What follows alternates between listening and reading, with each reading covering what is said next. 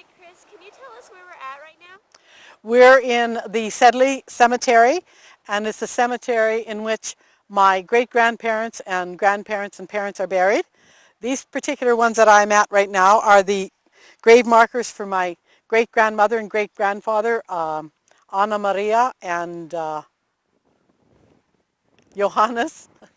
Momentary blank here. Johannes, who, when they came here, of course, did not settle in Sedley initially, but did move to Sedley when after their son was married, and lived in town, and of course are buried here now as a result. Now, in terms of remembering the funerals for them, I don't really remember grandmother's because I was about 5, but I vaguely remember Grandpa's funeral in the sense that I remember the coffin being brought out of the house at the farm and being put onto a wagon to be brought to town, and that's basically the extent of what I remember of the funeral, and of him actually, for that matter. Obviously I should know more about him, but it just because I was there, but I certainly don't remember any more than that of him. But those are their grave markers here in this community. From what I understand, after Grandma died, Grandpa was rather depressed, and so he was moved to a nursing home in Moose Jaw, and he was there 2 weeks when he died, and so then was brought back and buried here. But that's sort of historical stuff that this body doesn't remember.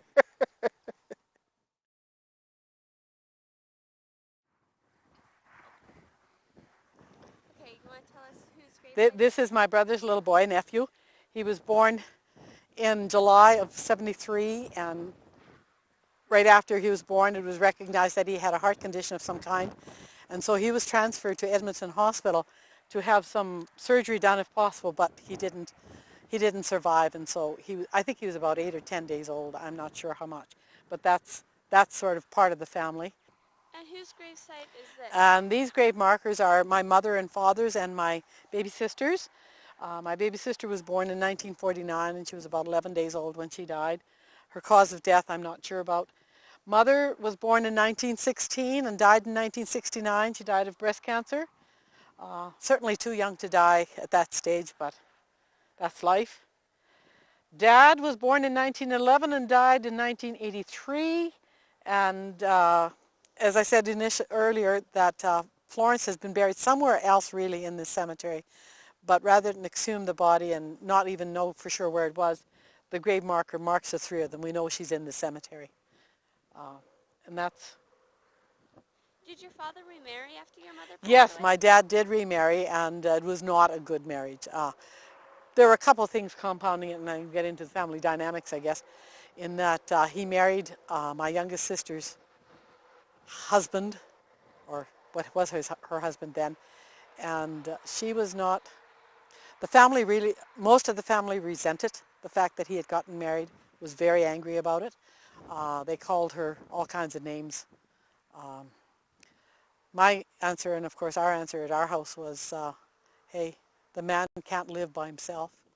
He wasn't doing a good job of taking care of himself, and for him to have a companion was probably very important. And I don't have any qualms about it. In terms of, was she probably the right woman for him? Probably not, but that's not my decision to make. It's kind of like my dad told me, you make your own bed, you sleep in it.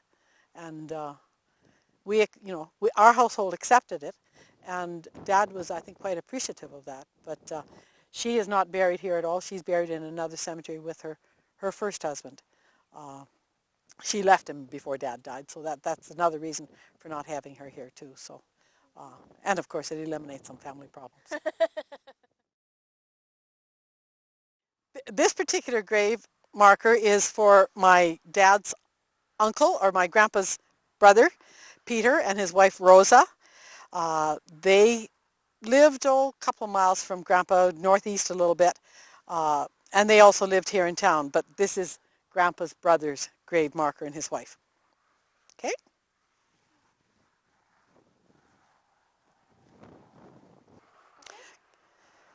And this grave marker is, of course, my grandmother and my grandfather, Rojas and Christina. Both of them were born in Russia and came over to Canada with their parents as young children, ages of 6 and 7. They lived on the family farm that we looked at earlier. And Grandma, I'm not sure what really was her cause of death. I think it was kidney failure. We understand that she had a bit of a heart condition. Grandpa took her to Rochester, but what it was or what they found there, I don't know. And Grandpa then, of course, after she died, they were living in Regina, and after she died, he moved back here and lived with his son, and then died and is buried here in this cemetery. How old were you when your grandmother passed away? Grandmother passed away in 1955, so that would have been right after I graduated from grade 12. And I'd been about roughly 18, and they had just had their big celebration for their 50th anniversary the year before, or the fall before. So she hung on for that part. She'd been in hospital for a fair amount of time. Do you remember her funeral at all? Oh, certainly, yeah. Can you tell us a little bit about it? It was a funeral. I don't know, when we talk about funerals, are they sad? Are they, yeah, we're sad. And certainly they were well respected in the community, so it was a big funeral. And because she'd been sick, it was a funeral that was expected. It wasn't something sudden and traumatic for anybody. She had gone through, I think, enough suffering that everybody felt it was nice that it was terminated for her, but certainly we missed her. Okay, who's buried here? Okay, these two grave markers are, first of all, this one on my left is the grave marker for my Uncle John and his wife Rose. He's the oldest boy in the family. He was a farmer also. His farm was west of town here, about 7 miles. And he had a family of 3 girls and 2 boys. The oldest daughter, whose grave marker is here, died of muscular dystrophy, I think, or multiple sclerosis. I'm not 100% sure. But certainly a very incapacitating kind of illness and a problem. And she's buried alongside her parents here. Growing up, what type of an aunt and uncle were John and Rose? Uncle John was kind of a tough person to know. He wasn't necessarily the friendliest. Aunt Rose was a dear, sweet lady. She had moments of depression, and so she was very shy and withheld as a result of that. In some ways, I don't know if they were necessarily that happy. Whether her depression was that. And so those kids had a tough time growing up. Ellen, who was the oldest, 3 years older than myself, she and I were pretty good friends when we got together, and we stayed at Grandma and Grandpa's together. So I knew Ellen quite well. She was a very good musician, played the piano very well, and taught music as long as she could until her hands just wouldn't let her do it anymore. And so her last years were spent in a nursing home. What types of things did you used to do with Ellen when you were growing up?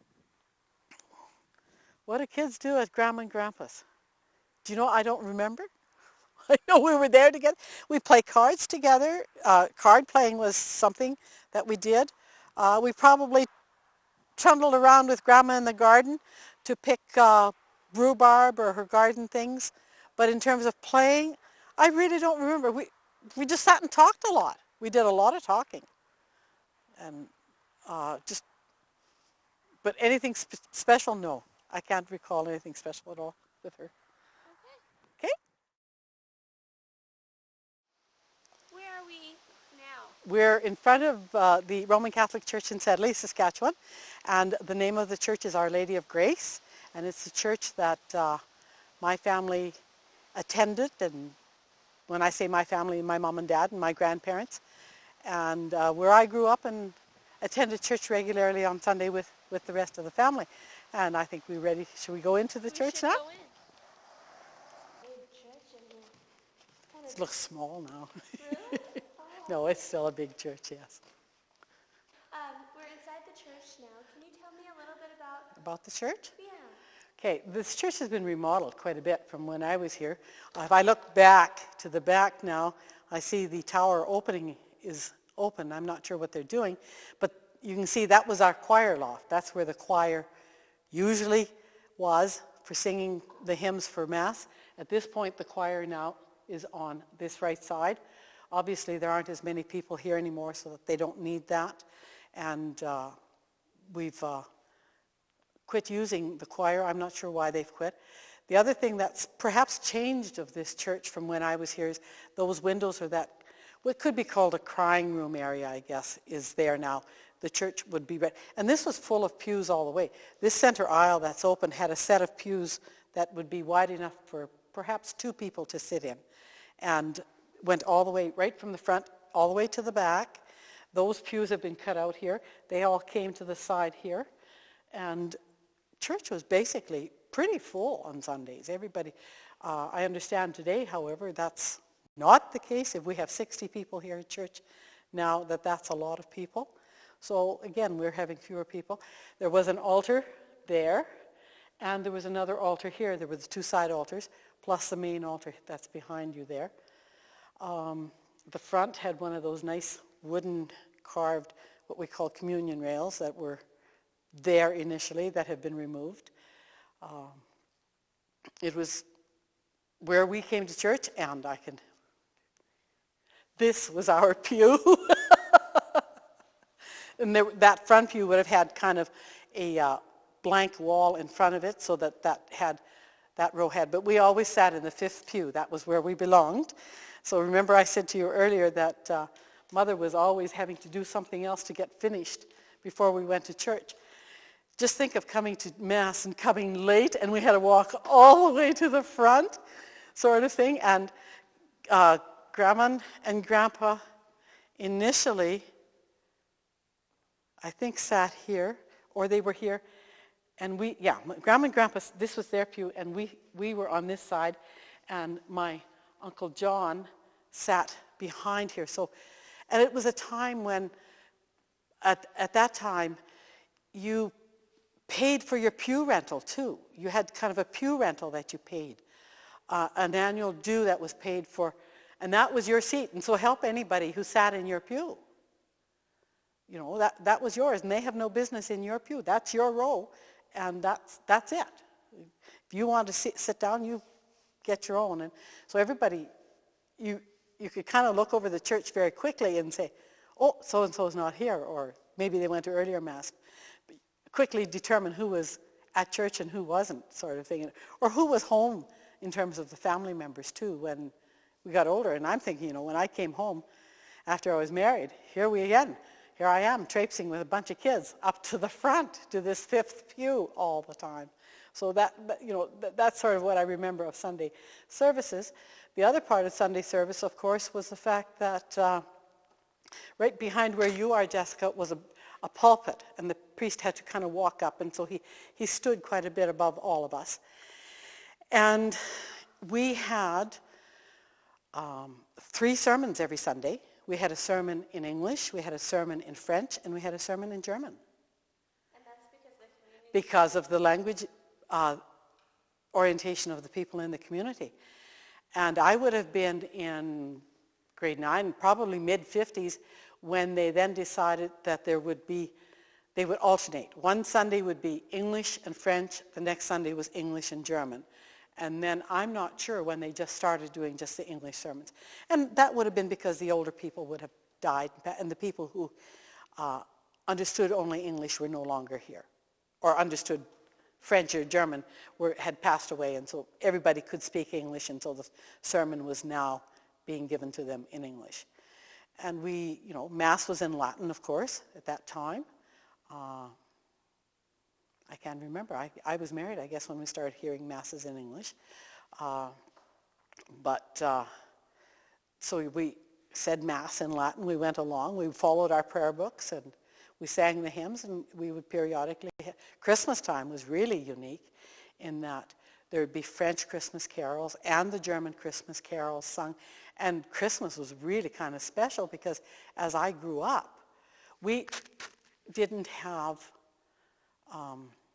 horses. We didn't have a car. So we had to come with horses, and we'd have to leave the farm, probably about 10:30 at night, and come in to be here for midnight Mass at 12 o'clock. And then one of the customs that and I don't know, maybe it was just this community, I'm not sure. We would have 3 masses. So there was the main midnight mass, and then what was called 2 little Christmas masses. Now my brothers and sisters don't remember, so they must have quit them sooner than I thought. So we would get home from midnight mass sometimes at 4 o'clock in the morning. So there you are, little kids. I mean, I'm 10 years older, so. But we all had to go to sleep before we went to church, too. That's the other thing. We went to sleep because Santa couldn't come if you were asleep. But Santa usually came. Somehow he came after we got home from church. Or while we were gone to church, Santa showed up. And some things, I have no idea how in the heck Mom and Dad did it. But between the time we left the house and the time we came back after church, stuff appeared. But Christmas was really very special, and it was long.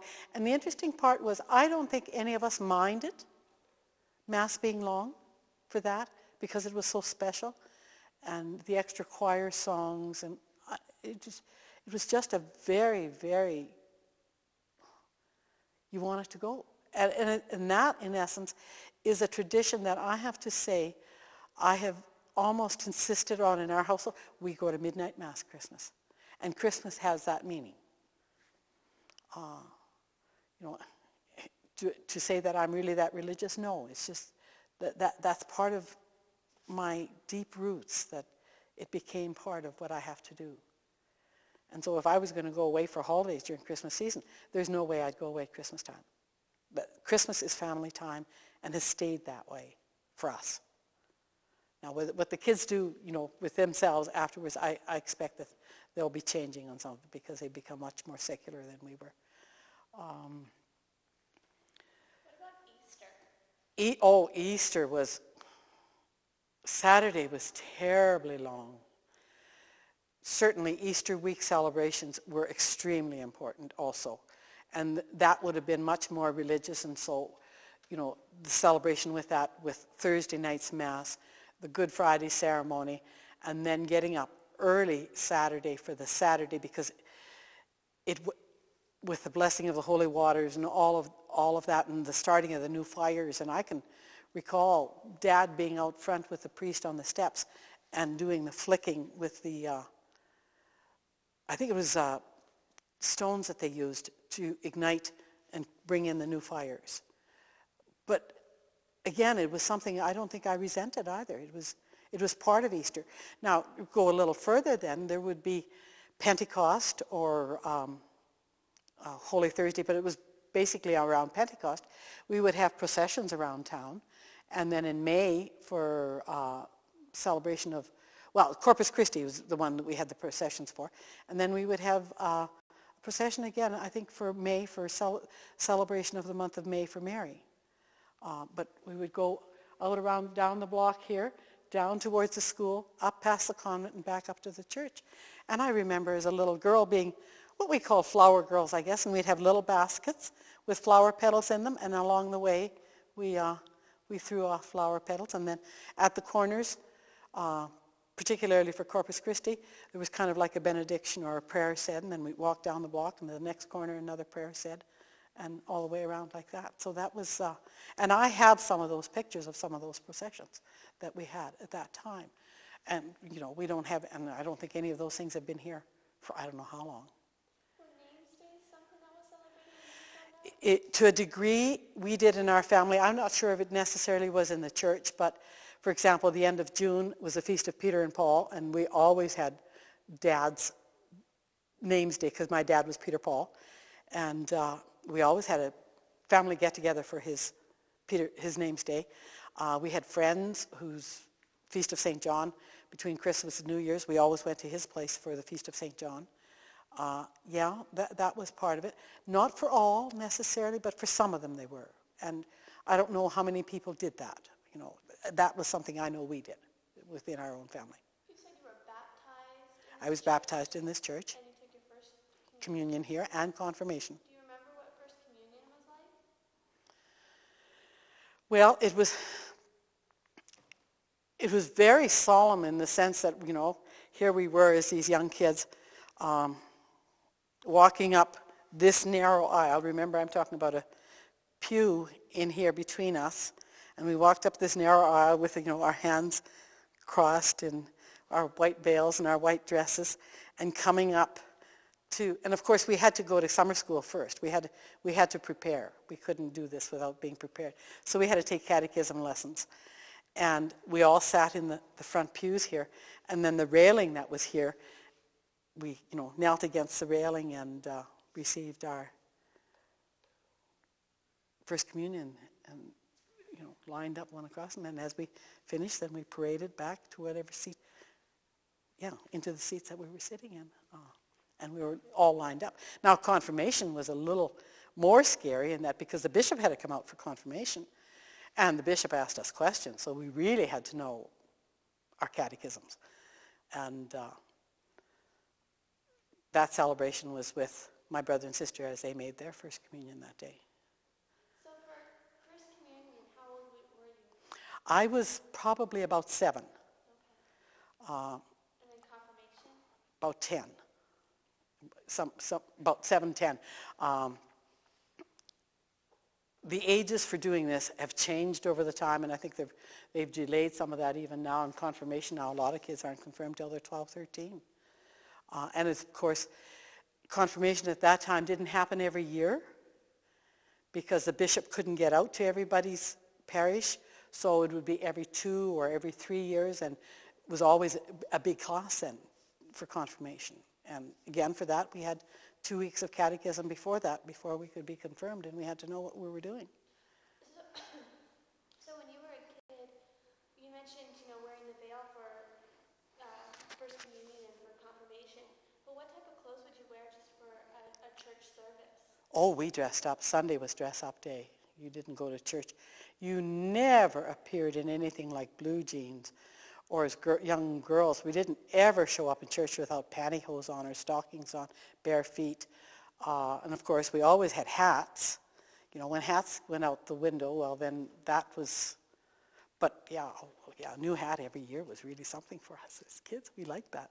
Did you also say that you were married in this church? Yes, I was married in this church. Can you tell us a little bit about how you met your husband and about your wedding? Oh, okay. We met my husband at university. And, when you asked me about meeting, Mom and Dad meeting each other, and I told you about them meeting at a ball game, I met my husband basically around a ping pong table, so I guess there is a little degree of similarity there. It was my second year at university, and it was his first year, and I was involved with what was called Newman Club at that particular point at St. Thomas More College in Saskatoon. And so I was part of the club's leadership, I guess you could call it, and had to take some roles in welcoming new people and things. And I learned to play ping pong and enjoyed ping pong, and I got challenged a couple of times. And I think one of my first experiences I had with my husband was, he was bugging us, and we did KP, or kitchen patrol, clean up coffee afterwards. And I don't know what he said or did, but I took the wet cloth I had in my hand and I went to throw it at him. And he just went out the door and down the hall, and as I threw it, I hit somebody else. So I was kind of embarrassed, but anyway, it's kind of a joke. So yes, we were married here. Our wedding was at 10:30 in the morning, and that was, of course, when there was no weddings or any church service after dinner. So it was 10:30 in the morning. We had a brunch, and the brunch was in the church basement, and the church basement had just been renovated, so it was feasible to have people down there for the brunch. Mom did all the preparations for it. And then in the afternoon, it was kind of a relaxed visiting kind of afternoon. Everybody socialized. I went to the farm and met my aunts there, the nuns. They were here. And we visited a bit. And then at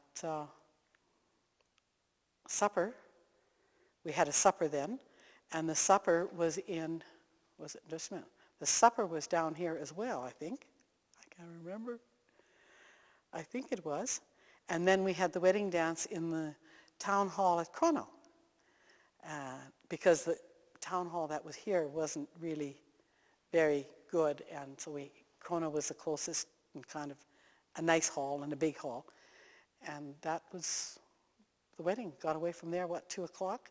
And because that was a time, when everybody tried to do tricks and pull tricks on the couple, we took off. Nobody knew where we were going, and we stayed in Moose Jaw that night because we knew that somebody was going to look for us in Regina, and we stayed in Moose Jaw. That was no way we were going to be around where anybody could find us. And what year was it that you got married? 1958. And what year did you meet him? I met him in the fall of 56. Okay. Yeah. And so you've been married now almost... I hate to tell you this, but this is 48 years this year. Yeah, yeah. So we've survived thus far. Some days I wonder whether we ever will, but anyway, we manage, we get by. I don't know how people look at it today, but certainly for me, and I think probably for Gordon as well, it was a commitment we made, and you stick through it through thick or thin, and you have your bad moments and you have your real good moments and all the other stuff that goes in between. And you've made that commitment and you try to live with it. Not easy some days, but you do it. Well, I'm going to ask you a couple concluding questions while we have Okay. you on camera. A couple of them will go back to your childhood. Okay. What was the most adventurous what is your most adventurous childhood memory? Ooh, adventurous childhood memory.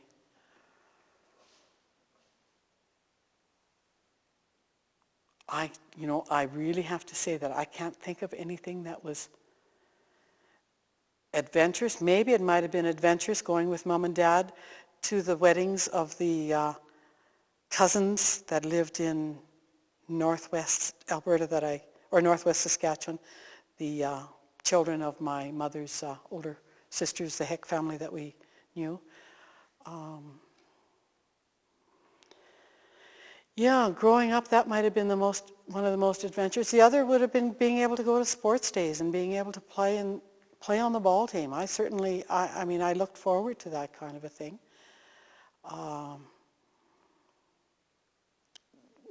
It was a small community. We didn't travel very far.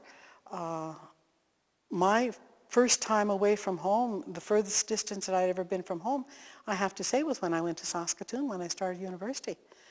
And my first plane flight was in 1967. I was a married woman of a number of years already. It was a time when travel was, to go to another community like Vibank or Odessa, which are only about 20 miles away, was a big day, was a big trip. In terms of adventure, perhaps another way I can think of some of the hikes we took at school. I loved those. I enjoyed those in spring, and finding arrowheads, which we found not far from the school. That part I enjoyed. That was adventure.